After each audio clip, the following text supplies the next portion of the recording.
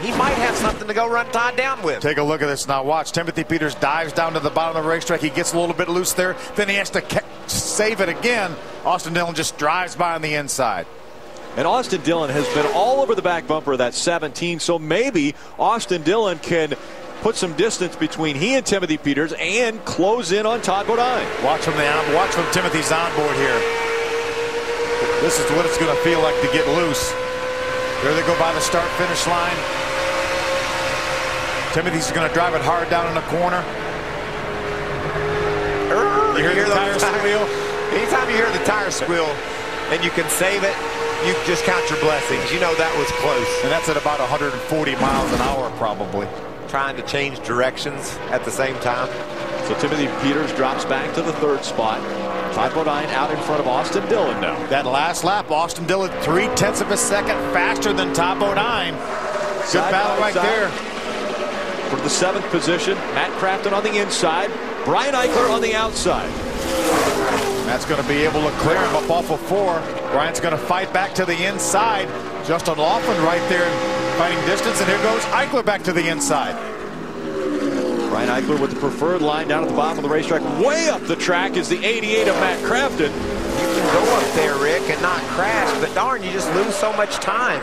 There's not a lot of grip. You got to slow down, and it's further around up there. And no one has been able to make any time running high on the racetrack. Look at Lofton down to the bottom of Matt Crafton. Look at the move he makes. Strong move by Justin Lofton. Boy, jumped in that throttle through the center of the corner. Just about cleared him. It looks like the 88 is struggling, and he keeps moving up the racetrack. Ray, what are they talking about? I'll tell you, it's been an interesting night for Matt Crafton here. I'll tell you for sure, guys. Remember last fall, he finished 5th here, and he really had a lot of confidence. The truck was so good early, but Matt said he thinks something must have broken in the suspension of this truck because it's completely on top of the racetrack. He said there's absolutely no grip.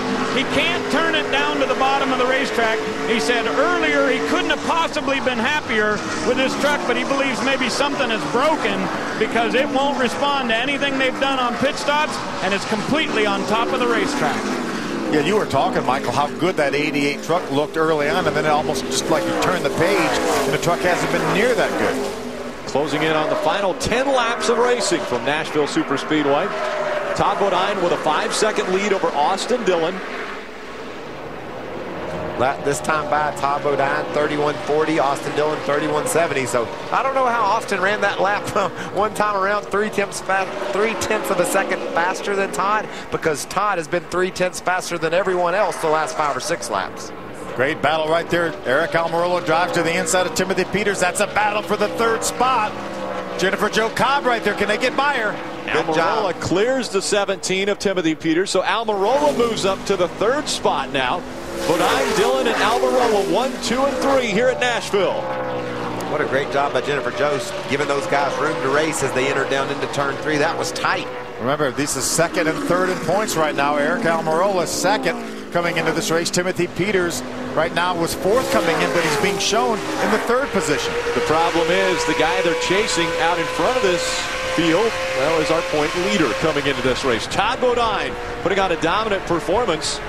I mean, far be it for me to tell you I told you so, but it seems like at the beginning of the show we talked about how Ron Hornaday was out of it. I mentioned that, and Michael said he wasn't, and I said that Todd Bodine has won this championship before. He's comfortable out front here, and he's looking at today. So did you call Todd Bodine the winner before this race started? I don't remember you saying that. No, I did not call him the winner of the race. Still a lot of racing to go. Championship favorite, I think is what I called it. That's what I remember hearing. A lot of racing to go here tonight, and a lot left in this 2010 season. We still got 11 races after tonight. We've seen a lot of moves in the points late in the season. Yeah, a lot of things happen. Todd Bodine really hasn't had that big problem that a lot of the other drivers have had already this season. But this is a statement tonight, man. Yeah. This is how you go out and grab a championship. You just stomp everybody's tail ends into the ground, you know, like he's done here at Nashville tonight, and that gets everyone's attention. Eric Almirola currently running in the 3rd spot, 2nd in points, thinking I got a shot at this championship, but not the way Todd's running tonight. And Todd Bodine has led 84 of the 144 laps that have been complete. The leader of the most laps has only won 4 times here at Nashville, most recently in April when Kyle Busch led 131 laps of that 150-lap race. Right now, Todd Bodine's thinking, please no caution flags. Just outside of 5 laps to go. If we can get this thing to the end, I've got over a 5-second lead right now on second. I could just about coast home. Don't want to bring anyone else into this mix right now as I have that big lead, as you mentioned, 5 seconds over Austin Dillon. Almirola running back there in third. Timothy Peters in fourth. And Johnny Sauter in fifth. Does anybody surprise you in the top 10? Eichler, Lofton, Crafton, Skinner. No surprises, but there's some runs there I really like seeing. You know, the fact that Justin Lofton's being able to have another good run. Brian Eichler getting the finish and running the way that he is tonight. Those are all good stories to cover. Skinner, you know, he hasn't run great tonight, but he's used some pit strategy to keep that truck up in the top 10 as well. So these are good stories and good runs for these guys. Look at this battle here. There's Lofton in the 7, just behind him the 88 of Matt Crafton. Brian Eichler on the outside of the 18. Yeah, Lofton's going for that 7th spot on Eichler right now with 4 laps to go. Looks like he's got the preferred line down in the corner, but look at Eichler drive hard into the corner. Oh, trouble! Almost sideways and still hanging on to it is Brian Eichler in the 18. The 7 of Justin Lofton got a little bit loose as well. Matt Crafton said, thank you very much, boys. I'll take those 2 spots. That was a knife save by Brian Eichler and Justin Lofton. 3 laps of racing remain from Nashville Superspeedway. Todd Bodine with a 4.8 second lead over Austin Dillon. Almirola running back in third, and these two haven't settled their differences. Justin Lofton to the inside, Eichler to the outside. Remember what happened last time when they were down this end of the racetrack? It looked like they didn't remember what happened. That was a replay of the lap before. And they stay close. Justin Lofton almost into the side of that 18 as they go quickly by the 46 of Clay Greenfield. Looks like Lofton's going to get it cut and grab the advantage off turn 4. Can he close the door? Almost, not quite. 2 laps remain. Todd Bodine. I'm glad Todd Bodine can't see this. He's saying, come on, guys, just keep it going straight for 1 more lap. I need that white flag. And he's coming off turn 4, and that's what's waving right now. White flag in the air. Todd Bodine. 1 more time around Nashville Superspeedway. Todd knows there's not going to be a green-white checker. It looked like the 0-1 cost the momentum to Justin Lofton. Justin wants that spot bad. Todd Bodine has won at some impressive racetracks. But when you talk about trophies, Nashville Superspeedway winning at this racetrack has one of the most impressive.